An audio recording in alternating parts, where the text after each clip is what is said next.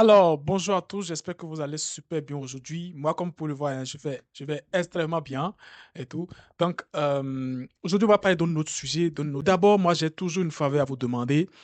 Si mes vidéos vous intéressent, c'est intéressant que vous trouviez cela intéressante. Je pense que la seule chose que vous pouvez faire, c'est de vous abonner, aimez mes vidéos, donnez vos avis dans les commentaires, répondez à une question si j'en pose une, et aussi hein, partagez la vidéo avec vos amis, avec vos proches et tout ça. Donc aujourd'hui, si vous me suivez depuis longtemps, vous devez poser la question hein, de savoir quel est votre style d'attachement et tout. Donc, les auteurs, Levin et Heller, ils ont fait une étude et tout ça. Et il y a un test basé sur un questionnaire qui s'appelle ICR, en anglais, Experience in Close Relationship, qui a été développé en 1998 par trois auteurs, Kelly Brahan, Catherine Clark et Philippe Shaver.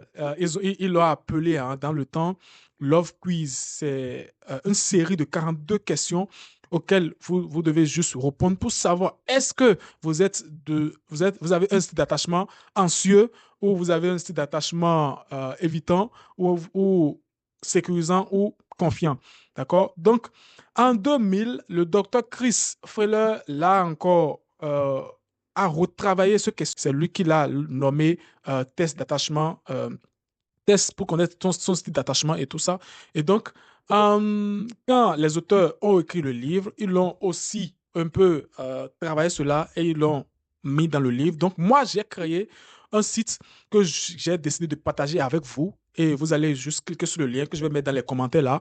Vous allez juste cliquer sur le lien si ça vous intéresse de savoir quel est votre style d'attachement. Vous allez cliquer sur le lien et aller voir un peu à quoi ça ressemble. Vous avez juste à répondre à 42 questions, d'accord? Et après cela, ça vous dira votre style d'attachement, ce que ces genres de personnes font couramment dans des relations, d'accord? Les caractéristiques, ce qu'ils recherchent fondamentalement dans les relations aussi, et quels sont les défauts et tout cela. Donc, enfin, moi, je l'ai fait, hein, et pour vous dire la vérité, j'ai un petit côté anxieux, un petit côté évitant, et en général, je suis confiant, d'accord? Pourquoi je parle de évitant? J'ai un profil évitant parce que j'ai un peu du mal, d'accord, à exprimer les choses, d'accord? J'ai un peu du mal à exprimer les émotions et tout ça. Je les garde vraiment à moi des fois, d'accord? Anxieux, pour dire anxieux parce que des fois, je peux me poser la question hein, pour savoir est-ce que la personne avec qui je suis m'aime vraiment ou elle ne m'aime pas, d'accord? Et pour dire confiant, hein, parce que c'est la majorité, après avoir fini le questionnaire, il vous donne un score, d'accord? Le nombre de cases cochées pour confiant, le nombre de cases cochées pour anxieux et le nombre de cases cochées pour évitant. Donc, moi, j'avais la majorité de ma réponse qui était confiant. Donc, je pense que j'ai un style d'attachement confiant, mais un style d'attachement anxieux, un tout petit peu, un petit côté évitant aussi.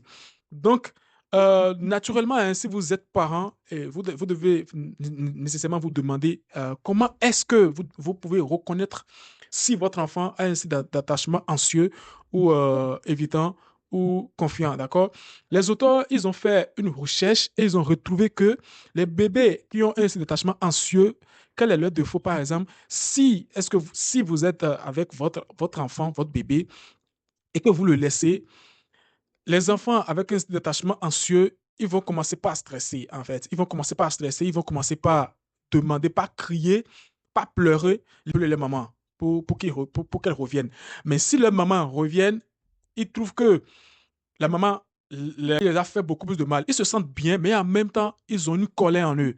Et ils ont cette tendance à rejeter le maman en même temps. Ça, c'est les enfants qui ont un style d'attachement anxieux.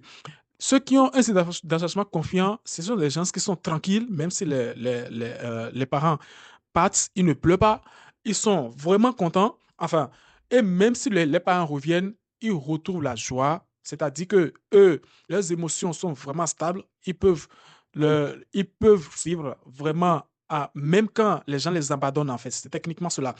Mais par contre, ceux qui ont un style d'attachement évitant, ce qui est hallucinant, ce jeu, vous ne verrez aucun signe. Ils ne vont pas donner de signe de pleurer, par exemple. Ils ne vont pas donner de signe de quelqu'un qui est en colère.